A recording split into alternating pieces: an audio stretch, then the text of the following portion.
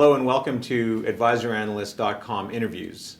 It's 2014, a brand new year, and with that we are honored to interview Som Seif, the founder and chief executive officer of Purpose Investments, which he formed after selling Claymore Investments Canada to BlackRock in March of 2012. Som has earned a well-known reputation for pioneering new investment solutions for Canadians, and now he's doing it all over again, or rather, he's done it all over again. He started a new company.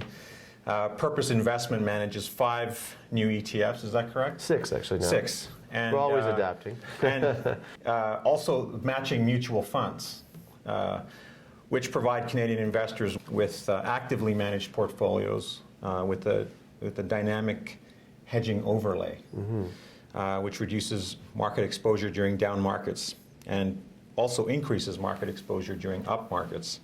That's pretty darn innovative, Som. It's a pleasure to have the opportunity to speak with you and to get your perspective on the year ahead. Great. Now, in 2013, volatility went into hiding, and U.S. equities reached new highs and almost uninterrupted. What's in store for 2014? Well, I think your point's a really good one. I think for the last 5 years, volatility on the equity markets has been, decreasing, and markets have become quite complacent. And actually, on the fixed income side, we saw, 5 years of very low volatile environments. But 2013 was actually a bit of a wake-up call on the fixed income side. I think if we look at let's talk about equities first. I think 2014 is going to be an interesting year. I think we're going to continue to see a very strong equity markets here. The strength behind this equity bull market, I think, is one that there's a lot of momentum behind this. And I think we're going to continue to see this for some time. I mean, all the pieces are in place right now. There's nothing in the marketplace that looks catastrophic, that looks that it's going to be disruptive. But one thing I will say is there's going to be a greater amount of volatility in the market. And that's just because there's always a wall of worry whenever we see strong equity markets, whenever you see a bull market environment. There's always, they say it climbs a wall of worry. And I think with that, there's people who are nervous, and that creates volatility. And so we're going to see that volatility in 2014. But I think if you look at the year, I think we're going to see a very strong equity markets, not as strong as, and hopefully not as strong as what we saw in 2013, because I think the year was a record year. We wouldn't want to see a back-to-back kind of thing, because then that would ultimately set up for a very ugly future on the equity returns. But I think if we see a nice high single digits, double digit type of return in equities, I think that we'll all be happy with that, and I think that's what my expectation. But it does come with a greater amount of volatility. On the fixed income side, I think we're going to see a year that is very similar to what we saw this year, and maybe not as concentrated in a surprise that happened in sort of the April-May timeframe, but rather a period where the year is going to be a little bit more volatile. We're going to see a range-bound type of interest rate environment on the long end. The short end's not going anywhere soon, and I think we're going to see interest rates sort of become steady in that 2.5% to 3.5% range. And I don't think we're going to see a significant spike in long-term rates as some people are forecasting. And I don't think we're going to see interest rates go back down to 2%. We're going to be in that range, and that means that there's opportunity. But I also think that people have to recognize the reality of fixed income, that they're just not going to give the returns that people had expected over the last 30 years or have received over the last 30 years. And people have to probably look at fixed income a little bit differently in their portfolios.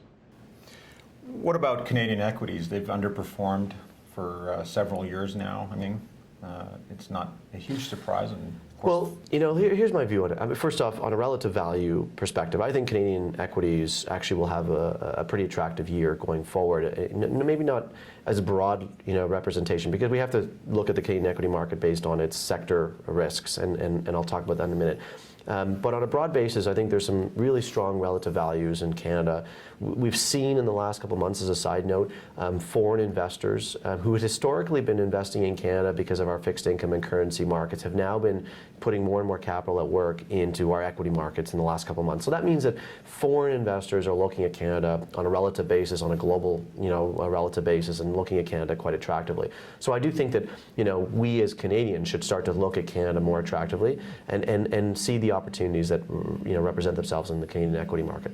That said, if you actually now dig into the specifics of the equity market, now look at things like mining, energy, financial services, and broadly, which make up a large part of our portfolios.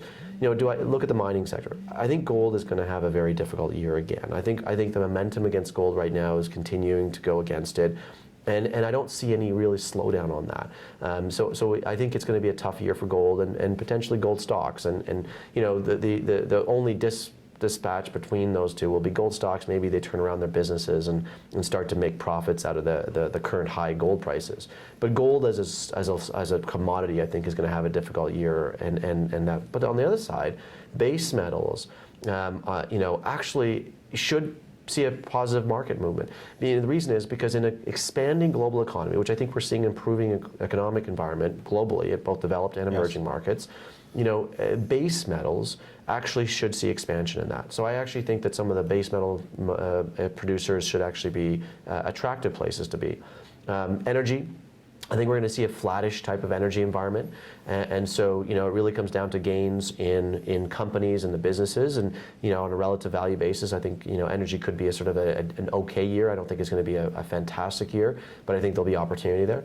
But I think on a broader basis, I think the Canadian equities do have really interesting opportunities in some of the consumer staples, discretionary, and financial services markets. Now, having said that, what do you think investors need to watch out for? Look, I think the biggest thing is complacency. And I say this, complacency and diversification. One of the challenges that most people see when we see strong equity markets like we've seen, or any kind of, part of a portfolio that's seen strong returns, is that people start to look at historical returns and really diversify by return. And that's a real challenge. You have to recognize that, one, to be properly diversified, you're going to have assets in your portfolio that will go down at different periods and won't be performing as well as other parts. That's a properly diversified portfolio. That's uncorrelation. But right now, a lot of people will be chasing returns, and I think the challenge will be that their portfolios will be a little bit undiversified, and they could have a very high equity bias in their portfolios. And I think that's the biggest risk, because as much as I do believe that we're going to see a strong equity return, I still believe that the number one protection is in making sure that you're properly diversified and you take away your equity, or your proper factor risks in your portfolio. So I think the biggest risk that people face going forward into this year is going to be themselves looking at their portfolio and being a little complacent to how their portfolio is structured and the factors that are making up their portfolios and their overall allocations. Som, how does, when you guys are managing money, for instance, in your actively hedged equity fund, how does the dynamic hedge work? How do you go about minimizing risk? Well, look, we use something, and we talked about this a bit here, momentum. I think momentum is one of the most important factors in the marketplaces to really dictate behaviors of the market. And so what we do in our strategies, first off, broadly, we believe that risk management is one of the most important parts of any investment decision. And I think it's one of the missing pieces in this country, because when you think about investing today, I think we did a great job in my old company, Claymore, and some of the other players in really providing really great exposure, low-cost exposure to the markets and simple and clean and really great strategies. But the one thing that is still expensive in this marketplace is risk management. And so what we're doing much more focused, at purpose, is how do we bring, risk management to the broader markets without overpricing it, without, having to, overpay for it. And so what we're doing in our products is we're using different types of risk management tools, whether that be broader diversification, sectoral strategies, things like that, but also specifically in the strategy you're talking about is hedging out risk using momentum. So we actually are hedging out our beta exposure, our equity exposure, by using momentum factors to dictate it. So when momentum is in our favor, we want to have a less of a market exposure hedge. More market exposure and less of a hedge. And when momentum is against us, we want to get out of its way. We want to hedge away against that beta risk, and we want to basically take less market exposure. And that's what we're ultimately doing. It's a really smart way to look at the markets and an intelligent way to sort of systematically hedge out your risks. It's a very unique strategy, in terms of what's being offered to Canadian investors in the past. Som, I'd like to thank you very much for your time today. Great to be here. It's great to talk to you. Great to be here, and I wish everybody a prosperous 2014.